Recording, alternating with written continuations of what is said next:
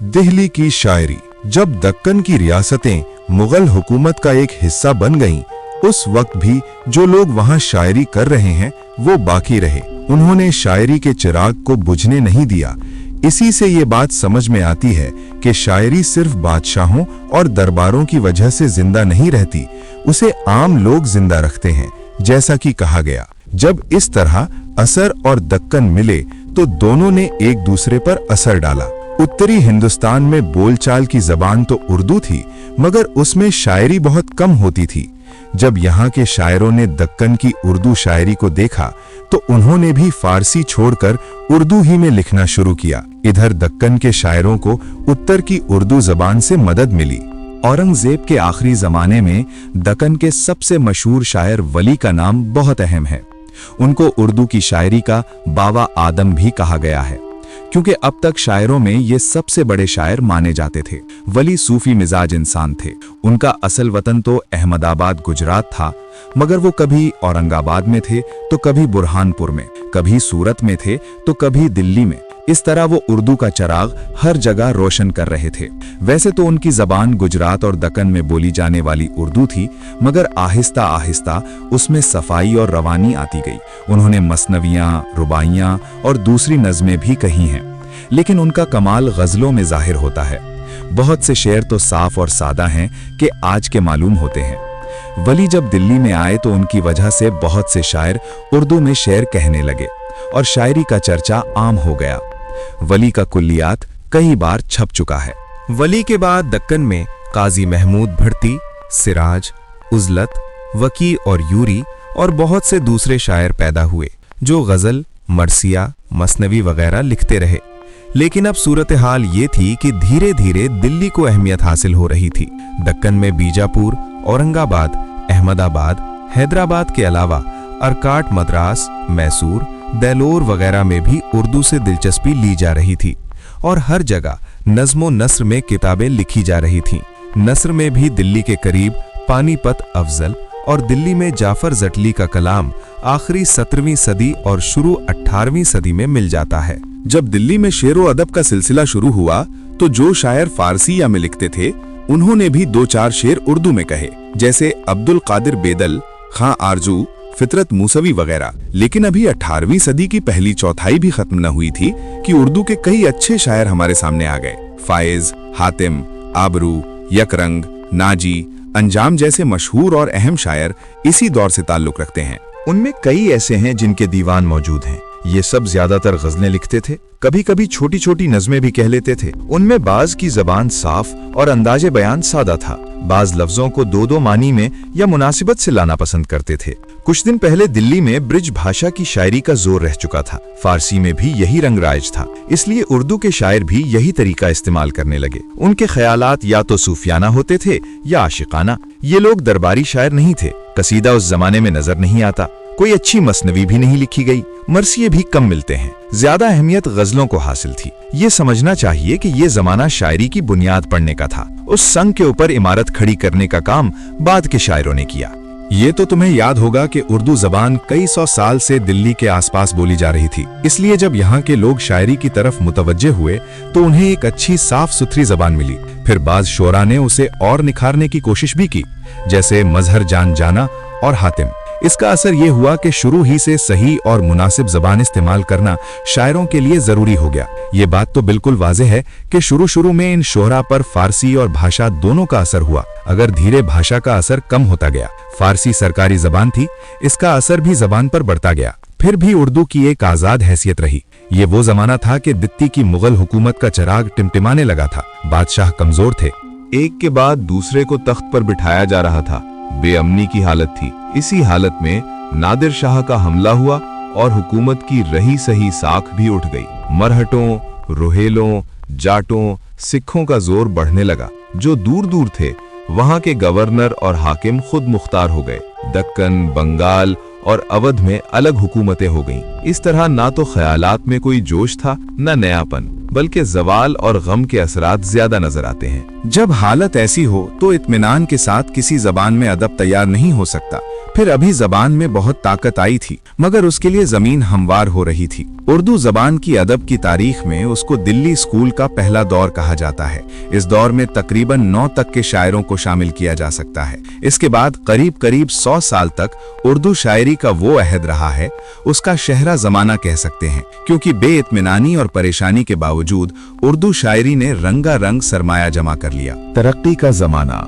जब दिल्ली में उर्दू शायरी का सिलसिला कायम हुआ तो ये अंदाजा नहीं होता था कि इस बुनियाद पर इस कदर जल्द शायरी की बहुत बड़ी इमारत खड़ी हो जाएगी, क्योंकि अभी तक फारसी का असर इतना था कि हर पढ़ा लिखा आदमी फारसी ही को कलेजे से लगाए हुए था। दूसरे ये कि जबान में भी अपनी सलाहियत नहीं पैदा हुई थी कि उसमें हर किस्म के आला दर्जे की शायरी पैदा हो सके। मगर हुआ ये कि हातिम, मजहर, आबरू, फायज वगैरह की रिवायत ने बात की बात में जड़ पकड़ी। अगर दक्कन के जमाने शायरी को भी शामिल कर लें तो अब उर्दू शायरी की उम्र 300 साल के करीब पहुंच रही थी। मगर उत्तरी हिंदुस्तान या दिल्ली में बहुत थोड़े से लोग ऐसे थे जो दिल्ली को छोड़कर किसी और शायर से वाकिफ रहे हों। इसलिए हम जिस तरह से भी इस जमाने पर नजर डालें, हमें यह मानना होगा कि उर्दू शायरी ने तरक्की की मंजिलें बहुत जल्द तय कर लीं। मुंशी के बाद से जिन बड़े बड़े शायरों के नाम हमको मिलते हैं, उनमें से कुछ ये हैं: ख्वाजा मीर दर्द, मीर तकी मीर, मीर मोहम्मद सोज, मिर्जा मोहम्मद रफी सौदा, अब्दुल हई ताबान, क़यामुद्दीन कायम चांदपुरी और इनामुल्लाह यकीन। ये सब शायर बहुत अहम हैं और तारीख़ अदब में इनका मकाम बहुत बुलंद है। लेकिन दर्द, सौदा और मीर अपनी अलग अलग अहमियत रखते हैं। मीर आसानी से किसी की तारीफ नहीं करते थे। बड़ा शायर मानना तो बड़ी बात है। उनसे किसी ने पूछा कि दिल्ली में कितने शायर हैं, तो उन्होंने कुछ सोचकर जवाब दिया, 2.5। जब 2.5 का मतलब पूछा गया तो कहा, 1 मैं, 1 सौदा, 2 हुए, आधे ख्वाजा मीर दर्द, गुल 2.5 शायर हुए। उस शख्स ने कहा, और सोज के बारे में क्या ख्याल है? फरमाया, क्या सोज भी शायर हैं? अच्छा तो पाओ वो भी सही, 2.5 न सही, 2.25 सही। शायद ये किस्सा सही ना हो, लेकिन इससे ये जरूर मालूम होता है कि इन शायरों को जो अहमियत हासिल थी वो दूसरे शुअरा को नहीं थी। ख्वाजा मीर दर्द एक सूफी घराने से ताल्लुक रखते थे। उनके बाप ख्वाजा मोहम्मद नासिर अंदलीब भी फारसी के शायर थे। उनके छोटे भाई ख्वाजा मीर असर उर्दू के अच्छे शायरों में गिने जाते थे। उनके यहाँ मुशायरे होते थे। दर्द ने ज्यादातर गजलें लिखी हैं जिनमें सूफियाना ख्यालात बहुत हैं। उनकी जबान बहुत मीठी और खूबसूरत है। दीवान कई बार छप चुका है, जिसके देखने से मालूम होता है कि दर्द एक सच्चे और बड़े शायर थे। फारसी में शेर लिखने के अलावा उन्होंने कई किताबें भी इस जबान में लिखी हैं। दिल्ली में शरा में इंतकाल हुआ और वहीं दफन हुए। मिर्जा मोहम्मद रफी सौदा के बाप दिल्ली में तिजारत करते थे और उनकी गिनती वहां के दौलतमंदों में हुई थी। इसलिए सौदा ने अच्छी तालीम पाई और खुशहाली की जिंदगी बसर की। दिल्ली की हालत अच्छी नहीं थी, मगर सौदा को इतनी परेशानी नहीं थी। उनके ताल्लुकात बादशाह से भी थे और बड़े बड़े अमीरों से भी। मगर जब दिल्ली रहने के काबिल नहीं रह गई तो वो भी निकले और फर्रुखाबाद और टांडा के नवाबों के यहाँ चले गए, जहाँ उनकी बहुत इज्जत हुई। अवध की हुकूमत भी कायम हो चुकी थी। अगरचे असल में वो हुकूमत दिल्ली का एक सूबा थी, लेकिन ये मातहती बराए नाम थी। कुछ दिन पहले यहाँ से नवाब शुजाउद्दौला ने सौदा को बुलाया था, मगर वो नहीं गए थे। अब मजबूरन लखनऊ की तरफ चले। शुजाउद्दौला का इंतकाल हो चुका था और उनकी जगह आसिफुद्दौला मसनद पर बैठ चुके थे। लखनऊ में भी सौदा की आवभगत हुई। यहाँ के शायरों से उनके मुकाबले भी हुए और एक दूसरे की हिजमों में भी खूब लिखी गईं। सौदा ने लखनऊ ही में राय में इंतकाल किया। वो उन शायरों में से थे जो हर किस्म की शायरी में कमाल रखते थे। गजल, मसनवी, कसीदा, मरसिया, हिजू, रुबाई, पहेलियां, उनके दीवान में सभी चीजें मौजूद थीं। लेकिन उनको सबसे ज्यादा कमाल कसीदा, हिज्व और मरसिया लिखने में हासिल था। उनकी गजलें भी बहुत अच्छी होती थीं, लेकिन इतनी दिलकश नहीं जितनी मीर और दर्द की गजल के लिए जैसी सादा जबान, गुदास से भरी हुई तबीयत और आशिकाना कैफियत की जरूरत है, वो सौदा के यहाँ इतनी नहीं थी। कसीदे अलबत्ता वो शानदार लिखते थे। हिजमें जहर में बुझी हुई होती थीं, जिसके पीछे पड़ जाते उसके लिए मुसीबत हो जाती थी। कहा जाता है कि उनका एक मुलाजिम था जिसका नाम नमंचा था। वो हर वक्त कलमदान पैसे साथ रहता था। जब किसी से खफा होते थे तो कहते थे, लाना तो गुंचा मेरा कलमदान, जरा इसकी खबर ले लूं। मगर याद रखना चाहिए कि इन हजवों में महज लोगों की बुराइयां नहीं होती थीं, बल्कि उस जमाने में जो परेशानी, बेकारी, बदअखलाकी और गरीबी थी, इन सब का बयान भी दिलचस्प मगर गमनाक तरीके पर होता था। हंसी हंसी में रोने की बातें होती थी। इसी तरह उनके मरसिये भी बहुत अच्छे और असर करने वाले होते थे। इन तमाम बातों को सामने रखा जाए तो यकीनन ये मानना पड़ता है कि वो उर्दू के बहुत बड़े शायर थे। उस जमाने के सबसे मशहूर मंजिल को मीर तकी मीर हैं, जो आगरा के रहने वाले थे। उनके बाप, जो मीर अली मुत्तकी के नाम से मशहूर थे, सूफी किस्म के आदमी थे। न उन्हें घर की ज्यादा फिक्र थी, न मीर तकी मीर की। उस पर यह गजब हुआ कि अभी मीर तकी की उम्र 11-12 साल की थी कि बाप इस दुनिया से सिधार गए। मीर के सौतेने भाइयों ने उन्हें बहुत तकलीफ दी। इसका जिक्र उन्होंने अपनी फारसी सवाने उम्री जिक्र मीर में बड़े दर्दनाक ढंग से किया है। इसी हालत में मीर आगरा से दित्ती चले गए। वहाँ तकलीफें झेलते रहे, तरह तरह की नौकरियां करते रहे। दरमियान में कुछ दिनों के लिए दिमाग पर भी असर हो गया था। परेशानी की इंतहा नहीं रह गई थी। एक तरफ ज़रूफ दिल्ली की हालत खराब थी, दूसरी तरफ खुद मीर की। उन्होंने इसका सारा कर्बपन अपनी गजलों में भर दिया। उनकी जबान लोचदार और असर करने वाली है। जो भी उनके शेर पढ़ेगा उसे मालूम होगा कि ये बातें सच्चे दिल से निकली हैं। उनके मिजाज में गम भी था और गुस्सा भी, इसलिए वो बहुत नाजुक मिजाज हो गए थे। जब दिल्ली में गुजर ना हुआ और उन्हें भी मजबूरन लखनऊ आना पड़ा तो यहाँ बड़ी आवभगत हुई। आसिफुद्दौला ने अपने बराबर बिठाया। अगर किसी बात पर मीर इस तरह बिगड़े कि फिर दरबार नहीं गए, शरा में लखनऊ ही में इंतकाल किया। मीर ने भी गजलों के अलावा कसीदे, शनवियां, मरसिये, रुबाइयां और दूसरी तरह की नज़में लिखी हैं, मगर उनकी असल शोहरत गजल की वजह से है। मसनवियां भी बहुत अच्छी और पुरअसर हैं। नज़मों से इस जमाने की आम हालत मालूम होती है और मीर के समझने में मदद मिलती है। मीर के 6 दीवान हैं। उनके अलावा फारसी में 3 किताबें हैं। मीर को तमाम बड़े बड़े शायरों ने जबान उर्दू का सबसे बड़ा गजल गो माना है। मोहम्मद मीर सोज भी दिल्ली के अच्छे शायर थे, मगर दिल्ली में रहना मुमकिन न रहा तो लखनऊ आए। कुछ दिन इधर उधर रहे, फिर आसिफुद्दौला ने उन्हें अपना उस्ताद बना लिया। मगर थोड़े ही दिन ये इत्मीनान हासिल हुआ कि मर गए। आसिफुद्दौला खुद उर्दू के बहुत बड़े शायर थे और शायरों की इज्जत करते थे। उनका कई 100 सफ़ों का दीवान मौजूद है, मगर छपा नहीं है। वो ज्यादातर गजलें लिखते थे। दिल्ली के दूसरे शायरों में ताबान, फगान, मजमून, ममनून, मीर ज़ाहिक, यकीन और कायम भी बहुत मशहूर हैं। इनमें से फगान और मीर ज़ाहिक औध चले आए थे। बाद में फगान पटना चले गए और वहीं उनका इंतकाल हुआ। जिन शायरों का जिक्र हुआ, अगरचे उनमें से ज्यादातर दिल्ली छोड़कर औध की तरफ चले गए, लेकिन इन सब शायरों को दिल्ली का ही समझा जाता है, क्योंकि उनकी उम्र का बड़ा हिस्सा वहीं गुजरा था। पश्चिम से पूरब तक औरंगजेब के बाद से दिल्ली में मुगल बादशाहत तो कायम रही, लेकिन आहिस्ता आहिस्ता उसमें घन लगता गया। मजबूत, बेदार मगज और बड़े बादशाहों का जमाना खत्म हुआ और शाही निजाम कमजोर पड़ गया। नतीजा ये हुआ कि 18वीं सदी खत्म होते होते बहुत सी नई ताकतें उभर आईं। मराठे, जाट, सिख रुपहले ताकतवर हो गए। बाहर से हमले होने लगे। चुनांचे नादिर शाह दुरानी और अहमद शाह अब्दाली ने दिल्ली को तबाह कर दिया। फिर यही नहीं हुआ, बल्कि जो इलाके और सूबे दूर दूर थे वो आज़ाद हो गए और उनका ताल्लुक दिल्ली से बराए नाम रह गया। इन तमाम बातों के अलावा अंग्रेज और फ्रांसीसी ताकत पकड़ गए। खासकर अंग्रेजों की ईस्ट इंडिया कंपनी ने तो हर तरफ अपना असर बढ़ा लिया। यहाँ तक कि जब 1757 में प्लासी की लड़ाई में अंग्रेजों की जीत हुई तो उनके हौसले बढ़ गए और थोड़े ही दिनों के बाद उन्होंने दिल्ली के बादशाह शाह आलम को इलाहाबाद में नजरबंद कर दिया और वजीफा देने लगे। बंगाल का इंतजाम अंग्रेजों ने अपने हाथ में ले लिया। उसका नतीजा ये हुआ कि नई नई हुकूमतें कायम हो गईं। उन्हें नई हुकूमतों में एक औध की हुकूमत भी थी, जो कुछ दिनों तक तो मुगल बादशाहों के वजीरों की हुकूमत कहलाई, फिर बिल्कुल आज़ाद होकर बादशाहत बन गई।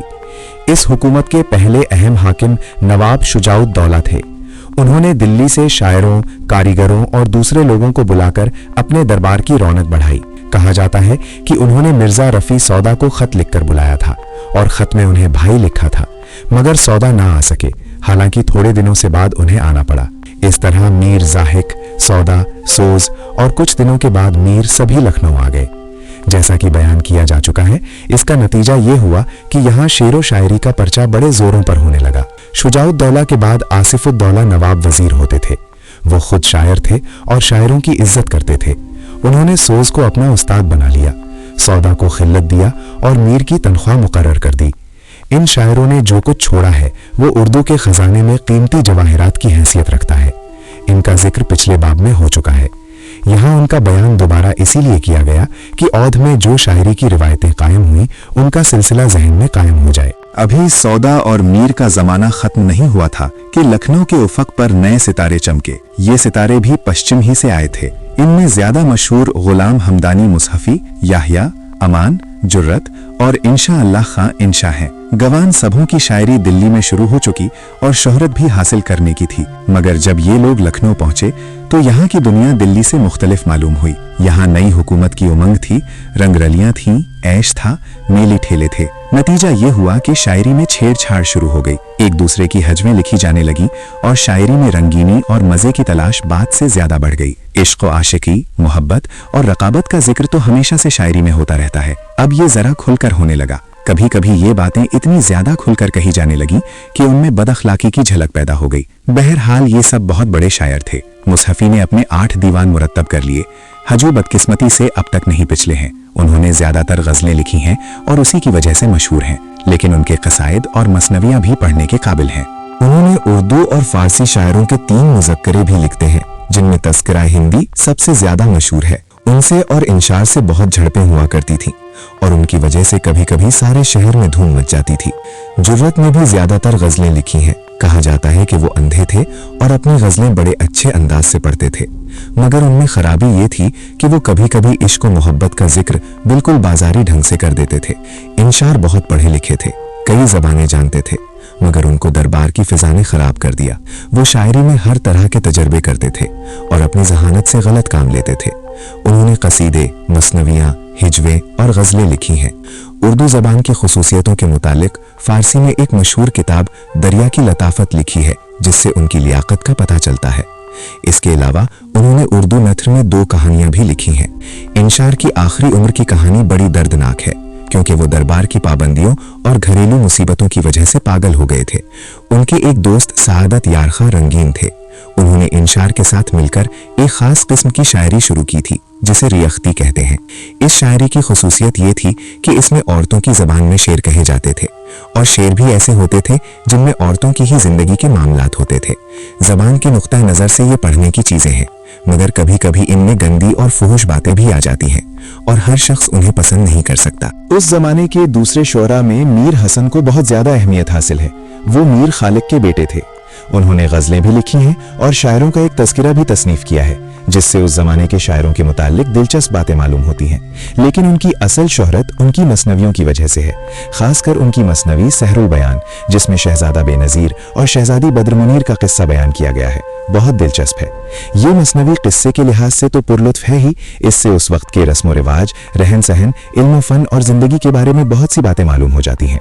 उसमें जज्बात का बयान निजी अंदाज में पेश किया गया है और मनाज़िर कुदरत की तस्वीर कशी में कमाल दिखाया गया है। मुख्तसर ये कि जब दिल्ली की बहार कटी तो अवध में नई बसात रची और थोड़े ही दिनों के अंदर वहां के दरो दीवार से शेर की आवाजें आने लगी। दरबार की तरफ से भी शायरों की हिम्मत अफजाई हुई थी और आम लोग भी दिलचस्पी लेते थे। यहाँ तक कि लखनऊ का अपना अलग तर्ज शायरी बन गया, जिसे आमतौर से लखनऊ स्कूल या दबिस्तान लखनऊ की शायरी कहते हैं। अभी यक तो जिन शायरों का जिक्र हुआ है वो दिल्ली से ही आए थे। उनकी वजह से जबान, बयान और ख्यालात में ज्यादातर तो दिल्ली का ही रंग था, मगर कुछ तब्दीली पैदा होने लगी थी। बाद में ये फर्क बहुत वाज़ेह हो गया। इसका जिक्र आगे आएगा। अगर ये सच्ची कहानी तुम्हारे दिल को छू गई तो वीडियो को लाइक कर दो, चैनल को सब्सक्राइब जरूर कर लो और कमेंट में बताओ कि तुम्हारी जिंदगी में कोई ऐसी सच्ची कहानी है जो शेयर करना चाहो। तुम्हारी राय से हमारी अगली कहानी और भी हकीकी और मुतासिर कुन बनेगी।